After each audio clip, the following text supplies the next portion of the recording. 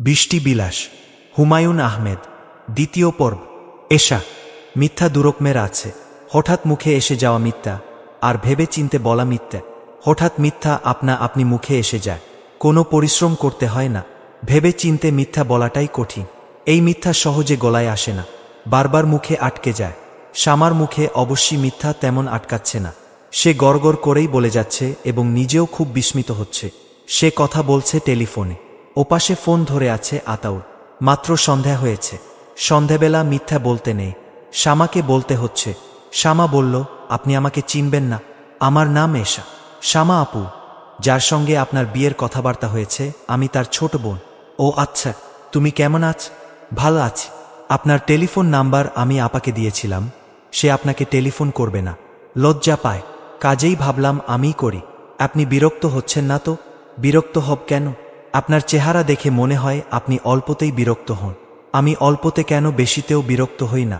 বিরক্ত না হলেই ভাল, কারণ বড় আপুর স্বভাব হলে সবাইকে বিরক্ত কর। আপনাকে সে বিরক্ত করে মারবে।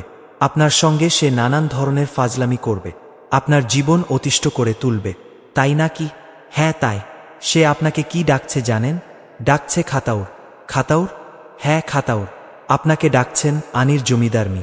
খাতাউর, শোন এশা, আমরা জমিদার উমিদার না। আমার চাচার বেশি কথা বলা অভ্যাস।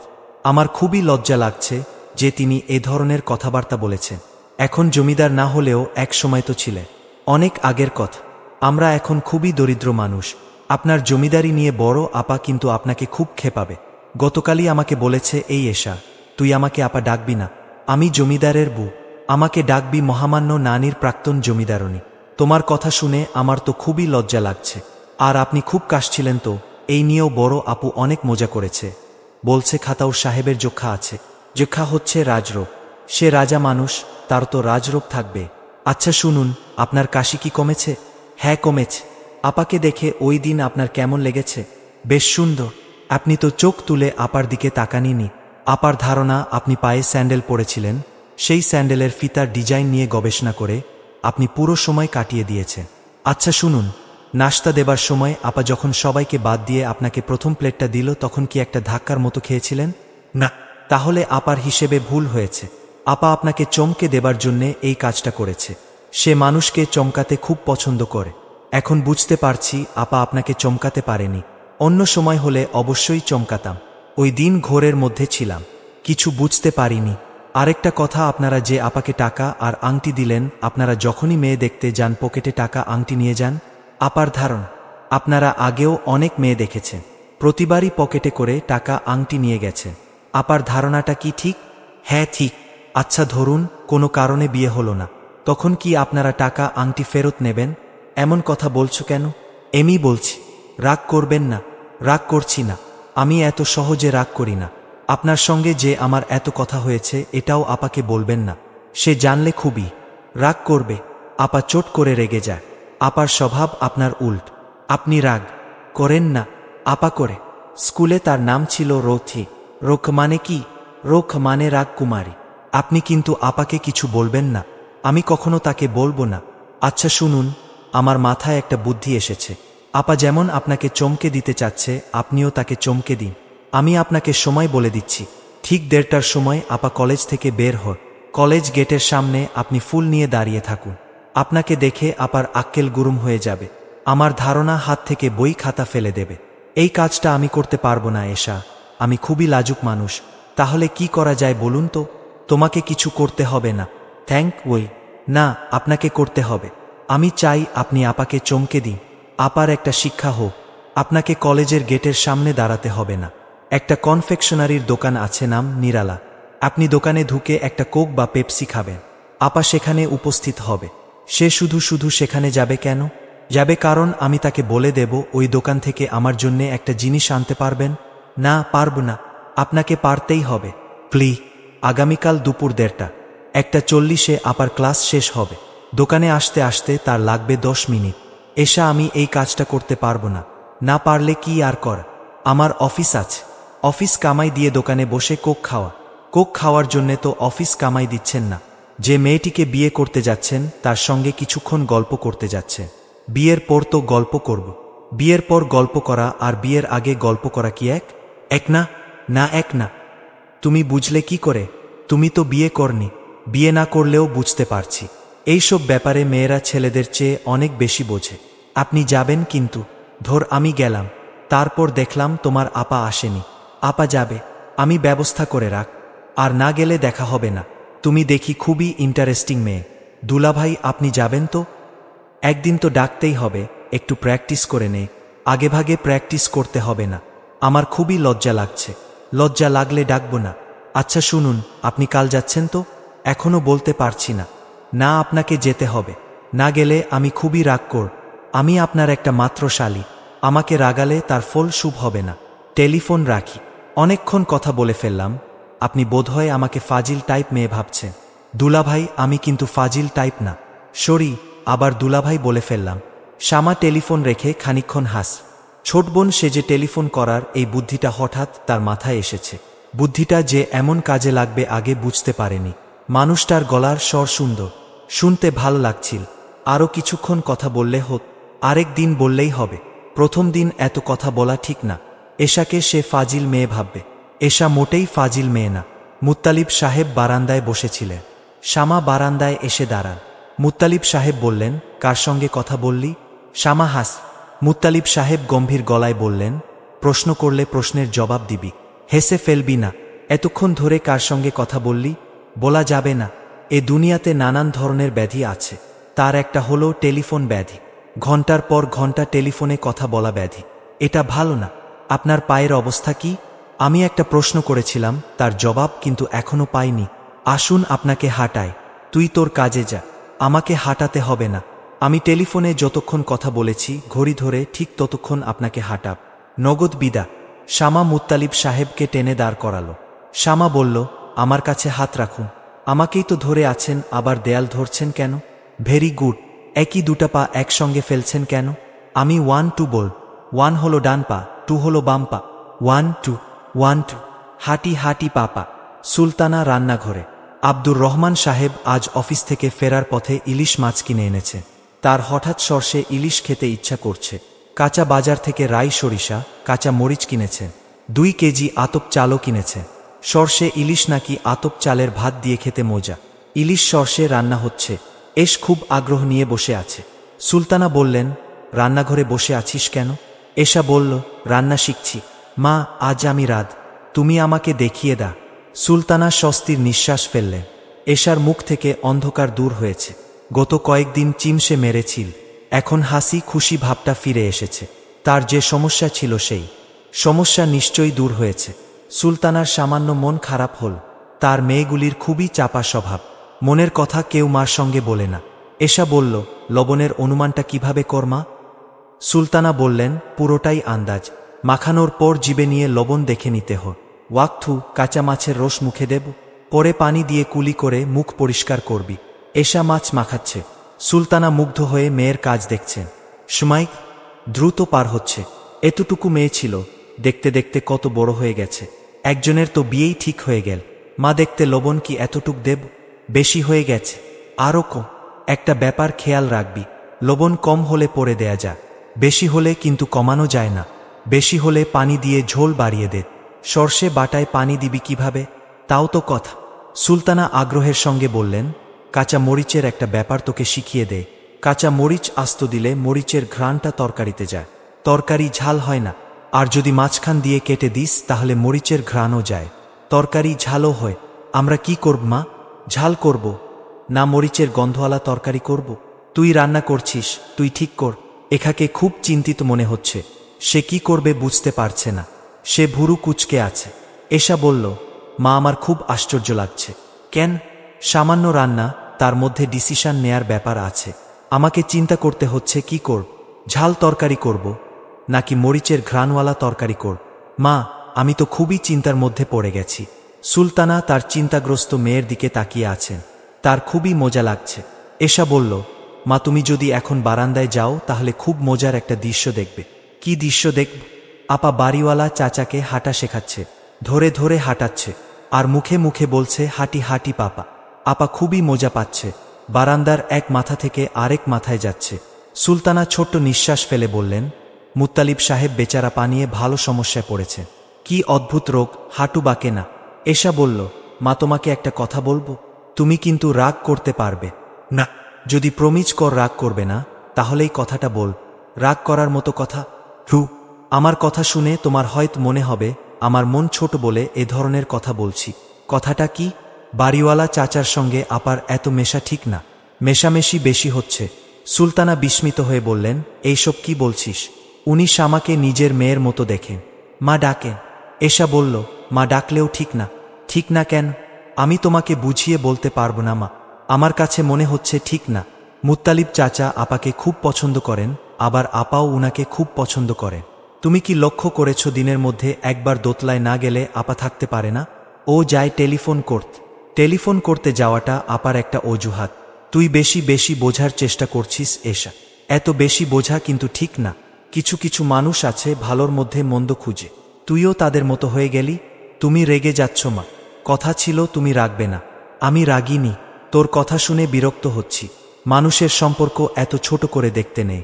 এশা চুলায় হাড়ি বসাতে বসাতে বলল, মা শোনো, একবার মুত্তালিব চাচার টেলিফোন নষ্ট ছিল, প্রায় 1 মাস নষ্ট ছিল। এই 1 মাসেও কিন্তু বড় আপা প্রতিদিন একবার করে দোতলায় গেছে। তাতে কি হয়েছে? কিছু হয়নি এমি বললাম। তুমি যে বললে আপা টেলিফোন করতে যায়, এটা যে ঠিক না, তা বোঝানোর জন্যে বললাম। তুমি রেগে যাচ্ছ বলে গুছিয়ে তোমাকে কিছু বলতে পারছি না। মা শোনো, আপা যখন শুনবে আজ বাসায় সর্ষে ইলিশ রান্না হচ্ছে, সে খুব ব্যস্ত হয়ে পড়বে মুত্তালিব চাচার জন্যে তরকারি পাঠাত। এতে দোষের কি আছে? উনি শামাকে নিজের মেয়ের মতো দেখেন। মেয়ে কি বাবার জন্যে তরকারি নিয়ে যাবে না? এক টুকরা মাছ মানুষটার জন্যে নিয়ে গেলে সেটা দোষের হয়ে যাবে? এশা বলল, মা সরি, এই প্রসঙ্গটা তোলা ঠিক হয়নি। তোমার মুখ থেকে রাগ রাগ ভাবটা দূর করে সহজভাবে তাকা। আমার মন আসলেই ছোট। কি আর কর। মা চা খাবে? না। চা খা, আমি তোমাকে চা বানিয়ে খাওয়াচ্ছি। চা বানানোটা আমি ভালো শিখেছি মা। বানাই? প্লিজ। বললাম তো না, তোমার সঙ্গে আমার চা খেতে ইচ্ছা করছে মা। কঠিন মুখে না বলবে না। আমি তো স্বীকার করেছি আমার মন ছোট, তারপরেও রাগ করে থাকাটা কি ঠিক? এসি খালি চুলায় চায়ের কেতলি বসাল। শামা এসে উপস্থিত হল। খুশি খুশি গলায় বলল, চা হচ্ছে নাকি রে? আজ কি তুই রান্না করছিস? কি রান্না? সর্ষে ইলিশ। ইলিশ মাছে ডিম ছিল? ডিমটা আলাদা করে রাখবি। মুত্তালিব চাচা ইলিশ মাছের ডিম পছন্দ করেন। ডিমটা আমি উনাকে দিয়ে আস। আচ্ছা। সুলতানা এশার দিকে তাকিয়ে আছেন। এশা একবার মার দিকে তাকাল না, সে নিজের মনে চা বানাচ্ছে। শামা বলল, মা শোনো, চাচাকে এক্সারসাইজ করিয়ে এসেছি। আমার কি মনে হয় জানমা? আমার মনে হয় এক্সারসাইজের চেয়েও উনার যেটা বেশি দরকার সেটা হচ্ছে সে কাল থেকে এক্সারসাইজও করাব। সে কোদের। তুই তো ডাক্তার না, তুই এসবের জানিস কি? শামা চায়ের কাপ হাতে নিতে নিতে বলল, ছোটখাট ব্যাপার জানার জন্যে ডাক্তার হওয়া লাগে না মা। এশা বলল, আপা তুমি কি আতাউর ভাইকে টেলিফোন করছিলে? শামা বলল, না, আমার এত গর্জ নেই। বাবা শখ করে টেলিফোন নাম্বার এনেছেন, একবার টেলিফোন কর। শামা হালকা গলায় বলল, বাবার শখ থাকলে বাবা করুক, আমার শখ নেই। সুলতানা নিজের চায়ের কাপ নিয়ে উঠে গেলেন। এশার কথাগুলি শোনার পর থেকে তার ভালো লাগছে না, মনের মধ্যে কি যেন খোঁচখোচ করছে। শোবার ঘর অন্ধকার করে আব্দুর রহমান শুয়ে আছেন। শুয়ে থাকার ভঙ্গিটা কেমন যেন অস্বাভাবিক। লম্বা হয়ে শুয়ে আছেন, পায়ের বুড়ো আঙুল এবং নাক এক লাইনে। সুলতানা ঘরে ঢুকে বাতি জ্বালালেন। উদ্বিগ্ন গলায় বললেন, কি হয়েছে, শরীর খারাপ নাকি? আব্দুর রহমান উঠে বসতে বসতে বললেন, মাথাটা কেমন যেন ঘুরছে, মুখের ভেতরটা টক টক লাগছে। জ্বর আসেনি তো? না। চা খাবে? নাও চা খাও, রান্নার দেরি হবে। অসুবিধা নেই, তোক দেরি। আজ এশা রান্না করছে। ও রান্না জানে? জানে না, শিখবে। তোমার বড় মেয়ের রান্নাবান্নায় আগ্রহ নেই, এশার আছে। 2 মেয়েকেই শিখিয়ে দা। আজকালকার মেয়েরা সব শিখতে রাজি, শুধু রান্না শিখতে রাজি না। রান্না শেখাটা খুব দরকার। আমার মেয়েরা আজকালকার মেয়ের মতো না। আব্দুর রহমান চায়ের কাপে চুমুক দিতে দিতে বললেন, আজ প্রভিডেন্ট ফান্ডের খোঁজ নিয়েছি, 1,45,000 টাকার মতো আছে। এতে তোমার মেয়ের বিয়ে দিতে পারবে না? সব টাকা এক মেয়ের পেছনে খরচ করে ফেলবে। তোমার তো আরও একটা মেয়ে আছে, প্রথম বিয়ে একটু ধুমধাম করে দে। আমি ঠিক করেছি বিয়ের পর মেয়ে জামাইকে গ্রামের বাড়িতে নিয়ে যাব। পালকির ব্যবস্থা কর। পালকি করে জামাইবো যাবে, গ্রামের মানুষ ভিড় করবে। পালকি পাবে কোথায়? আমাদের এদিকে আছে। গ্রামের বাড়িটাও এই উপলক্ষে ঠিক করতে হবে। গ্রামের মানুষরা তো আর দল বেঁধে বিয়েতে আসতে পারবে না। একটা গরু জবহ করে ওদের খাইয়ে দে, তার কি দরকার আছে? দরকার আছে। সুলতানা শোনো, এর মধ্যে আতাউরকে বলি একবেলা এসে আমাদের সঙ্গে খেয়ে যাক। অফিস থেকে ফেরার সময় ওকে নিয়ে আস, রাতে খেয়ে দিয়ে যাবে, গল্পগুজব করবে। আমি তো আর গল্প করতে পারি না, তোমরা করবে। আচ্ছা, তোমার কিছু স্পেশাল রান্না যে আছে সেগুলি কর। শাশুড়ির হাতের রান্না খেয়ে বুঝুক রান্না কাকে বলে। কলার থোর বেটে তুমি যে জিনিসটা কর ওটা করবে, আর মাছের টোকো রাঁধবে। নেত্রকোনার ছেলে তো শুটকি পছন্দ করবে, বেগুন দিয়ে শুটকি করবে। আব্দুর রহমান চায়ের কাপ নামিয়ে হঠাৎ উঠে দাঁড়ালেন। সুলতানা বললেন, কি হয়েছে? বমি আসছে। বলতে বলতেই তিনি ঘর ভাসিয়ে বমি করলেন। মন্টু সাউন্ড কমিয়ে দিয়ে টিভিতে এক্স ফাইল দেখছে। টিভির এই প্রোগ্রামটি তার খুব পছন্দের, সপ্তাহে একদিন মাত্র দেখায়। আজ না দেখতে পেলে আরও এক সপ্তাহ অপেক্ষা করতে হবে। বাড়িতে একজন অসুস্থ মানুষ আছে। মানুষটা অনেকবার বমি করে এখন শুয়ে আছে। তার ঘর অন্ধকার। মা তার মাথার চুলে ইলিবিলি করে দিচ্ছে, আর সে কি না টিভি দেখছে। কাজটা খুবই অন্যায়। মন্টুর নিজের কাছেই খারাপ লাগছে, কিন্তু সে টিভি বন্ধ করতে পারছে না। সে অবশ্য তার দায়িত্ব ঠিকই পালন করেছে।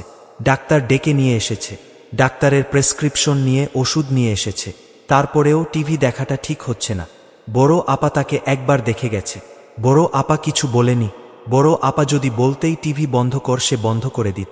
বাবার ঘরের দরজা বন্ধ, টিভির সাউন্ড সে ঘরে যাচ্ছে না। তাছাড়া সে সাউন্ড কমিয়ে রেখেছে, নিজেই কিছু শুনতে পাচ্ছে না। বাবার শুনতে পাবার কোনো কারণ নেই। মন্টু টিভি দেখে স্বস্তি পাচ্ছে না, বারবার চমকে চমকে উঠছে।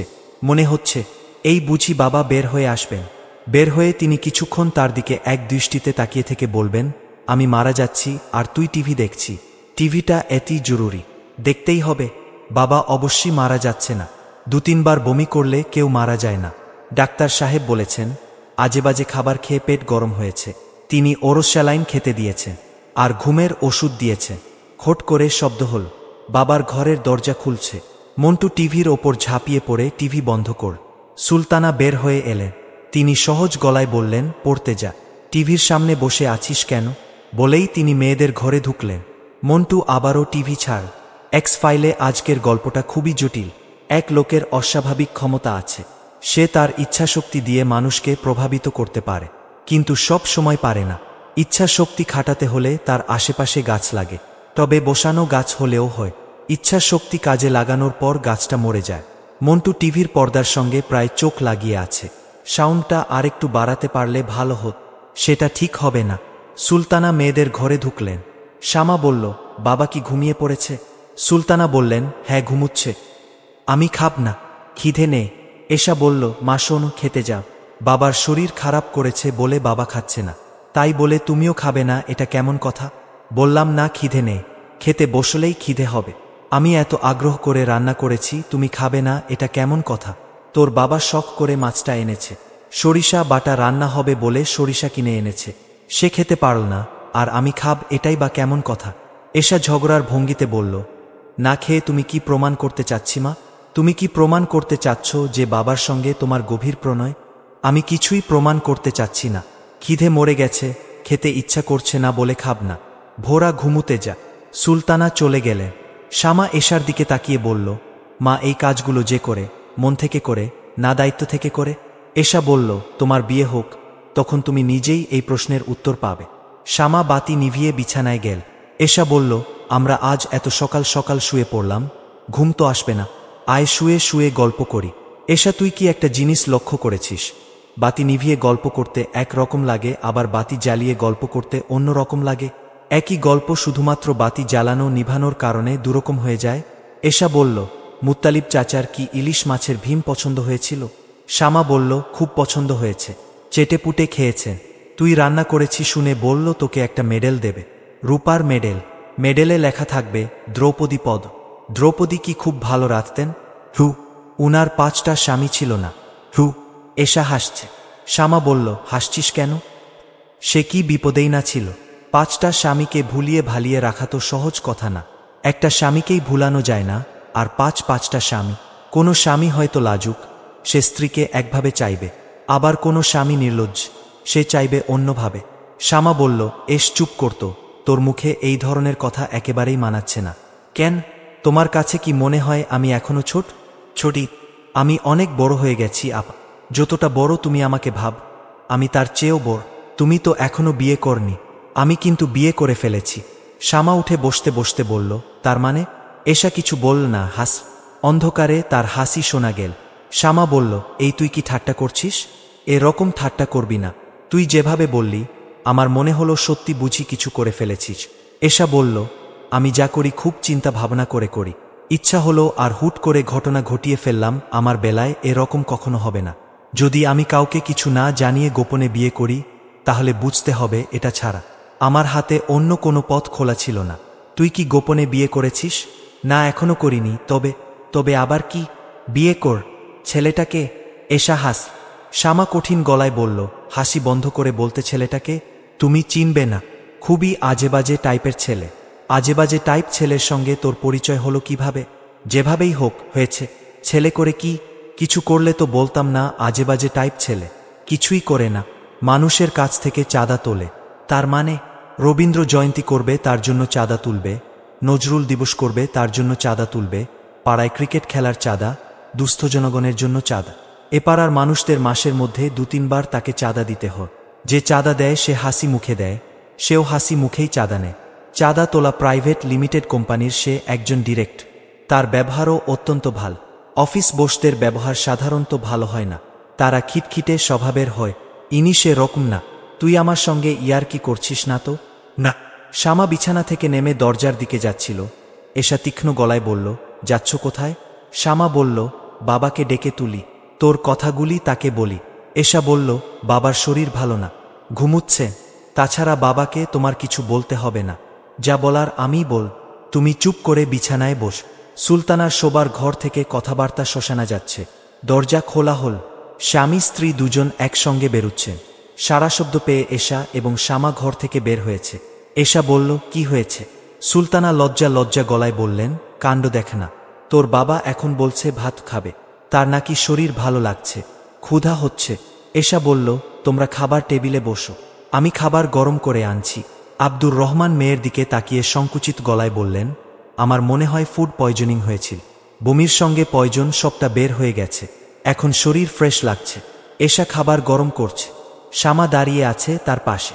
শ্যামা তীক্ষ্ণ দৃষ্টিতে বোনের দিকে তাকাচ্ছে। তার মুখ থমথম করছে। শ্যামা বলল, ছেলের নাম কি? এসা হালকা গলায় বলল, নামে তো আপা কিছু যায় আসে না। ওর নাম সলিম হলেও যা, দবির হলেও তা, আবার খলিলুল্লাহ হলেও ঠিক আছে। আমি মনে হয় ছেলেটাকে চিনতে পারছি। একদিন কলেজে যাবার জন্যে রিক্সা পাচ্ছিলাম না, তখন ফরসাম তো লম্বা একটা ছেলে রিক্সা ঠিক করে দিয়ে আমাকে বলল, আপা উঠুন।